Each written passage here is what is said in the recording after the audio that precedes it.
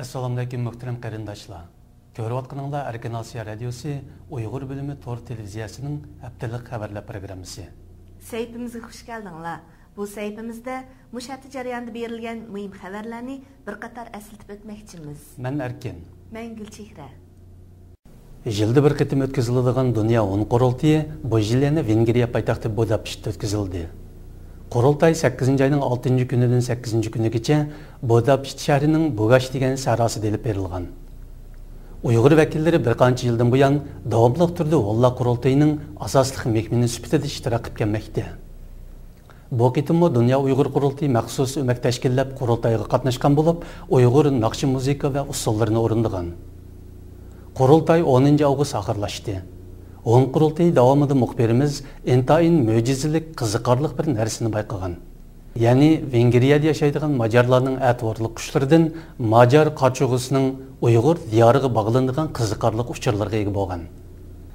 Muxbirimiz Majar qarchug'isining har yili majarlar yashaydigan Donay daryo vodiysidan Altay tog'lari atrofiga uchib kelib turadiganligi.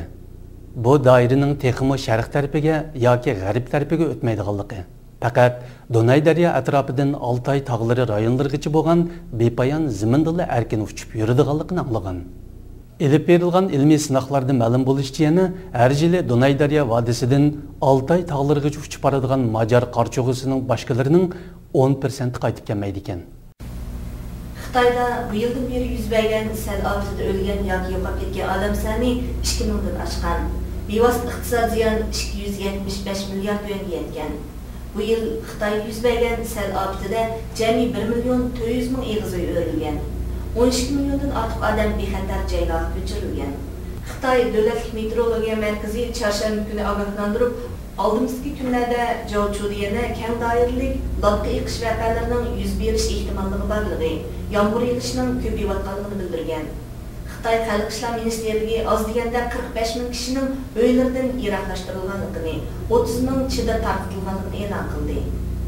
Xitoy hukumat matbuotlarida qutqizish xizmati keng ko'lamli tashviq qilinayotgan bo'lsa-mu, lekin Xitoy ommaviy to'rbatlarida bu qitimli voqeaning kelib chiqish sababi munozara qo'zg'agan. Xitoy hukumati voqeani tabiiy ofat deb e'lon qildi. Ba'zi tanqidchilar bu voqea yerlik doiralarning tog' jilg'alarini qalaymiqan ichib, suv ombiri yasash ekologik tamponiga buzg'unchilik qilish sababidan kelib chiqqanligini ilgari surgan. Bu yilning 5-dan hozirga qadar Uyg'ur elining 58 shahar noyisidimi har xil darajada kalkun ofati yuz bergan. Ofatga uchragan odam 970.600 ga yetgan. Hiroshima voqeasini xotirlash kunida Uyg'urlarning atom sinigining ziyniga uchragan xalq ekanligi tanishtirildi. 1945-yilda Amerika Yaponiyaning Hiroshima va Nagasaki shahriga atom bombasi tashlagan edi. Ikki qitimliq atom bombasi hujumida 140.000 kishi talafotga uchragan bo'lib, Yapon xalqi bu kunni har yil xotirlab kelmoqda. 8-ayning 6-kuni voqeaning 65 yilligi munosabati bilan Hiroshima shahrida xotirlash murosimi o'tkazildi. Yaponiya Uyg'ur jamiyati murosim jarayonida tashviqot faoliyatlarini uyushtirib, Uyg'urlarning Xitoyning atom sinoqlarining ziyniga uchragan bir xalq ekanligini Yapon xalqiga tanishtirgan. Bu vaqtdagi tashviqot varaqalarini ko'rgan ba'zi yaponiyaliklar buningdan intayin hayron qolganligini bildirgan. Yaponiya Uyg'ur jamiyatining raisi Ilhom Mahmud apandi dunyo xalqining Uyg'urlarning atom sinoqining ziyniga uchragan bir millat ekanligidan xabarsiz ekanligi. Shunga bundaq bir zo'r voqeani dunyo jamoatchiligiga bildirishning intayin muhim ekanligini bildirdi. Aqsu viloyatining Unsu nahiya Qizilyeza yoshlar dehqonchilik maydonining a'zosi 84 yoshli Uyg'ur boboy Abdurahim aka dushanba kuni Beijingda Xitoy saqchilar tomonidan tutqun qilinib, Xaydian rayonlik Wanshusu saqchixonasiga solab qo'yilgan. Aslida Abdurahim aka Beijingga 12 yildan beri davom qilayotgan yer da'vosi ishi bilan arz qilish uchun kelgan. Abdurahim akaning yer da'vosi 1997-yili boshlangan. Dastlabki 10 yil arzni Uyg'ur rayonidagi hukumat o'rinlariga bildirgan. Yaqinqi 3 yil ichida Beijingga 11 qitim kelgan. Har qitimqi Beijing safari natijasiz oxirlashgan. Abdurahim aka va uning o'g'li dushanba kuni atdigan soat 9 da Beijingning Weigongsun atrofidagi bir kichik mehmonxonadan tutib ketilgan va Xaydian rayonlik Wanshusu saqchixonasiga solab qo'yilgan. Arqadan Beijingdagi Xinjiang ish bejirish o'rniga o'tkazib berilgan. Bu ay Ucayda 29 yaşlıq oğlu bilan birlikdə nazorat ostida tutub turilgan edi. Abdurim aka Ramazanның birinchi kuni sərdə zo'liq tamoq yeyish bahonasi bilan sirtqa chiqib, qamilib turayotgan yerdan qaçqan. Növbətdə Abdurim aka Beijingning shahar yoqasidagi bir o'rmonlikda kun kechirmoqda. U joyda ular yolg'iz emas. O'zlariga o'xshagan yana 20-30 Uyg'ur arzdor yurtiga qaytarilishdan kechib mo'kib yurmoqda.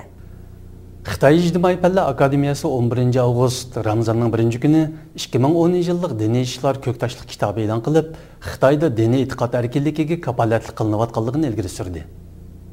Halbuki Ramazan mezgilida doiralar Kuchada o'qituvchi o'quvchilarning diniy faoliyatlar bilan shug'ullanishini qattiq cheklaydigan bir qator tadbirlarni yo'lga qo'ygan.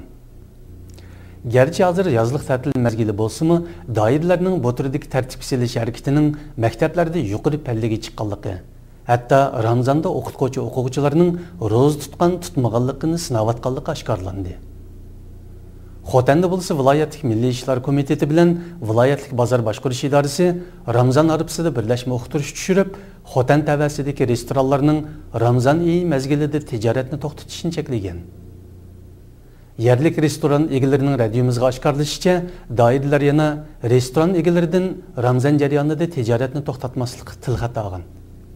Lekin yer sharining yana bir tarafida Amerika prezidenti Barack Obama Ramazon munosabati bilan tabriknoma e'lon qilib, islom, adolat, tanglik va taraqqiyotni targ'ib qiluvchi ulug' bir din hisoblanadi dedi.